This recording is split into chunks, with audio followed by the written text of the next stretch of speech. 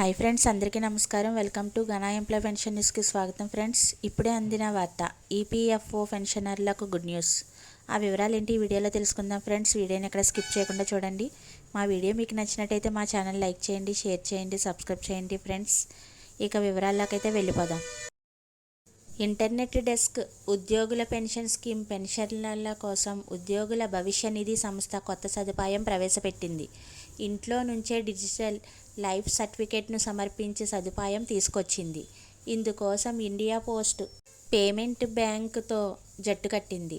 ముఖ్యంగా బ్యాంకులు, ఈపీఎఫ్ కార్యాలయాలకు వెళ్లలేని వృద్ధులు లైఫ్ సర్టిఫికేట్ను సమర్పించేందుకు మొబైల్ ఫోన్ను వినియోగించలేని వారి కోసం ఈ సదుపాయాన్ని తీసుకొచ్చింది. ఈ మేరకు తాజాగా ఓ సర్క్యులర్ జారీ చేసింది.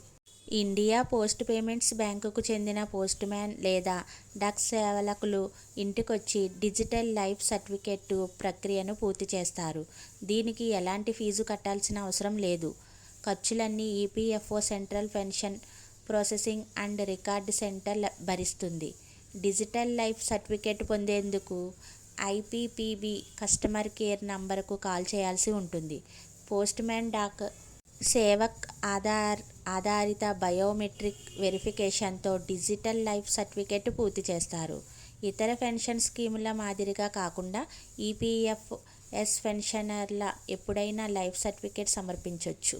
ఒకసారి సమర్పించిన సర్టిఫికేట్ 1 సంవత్సరం చెల్లుబాటు అవుతుంది.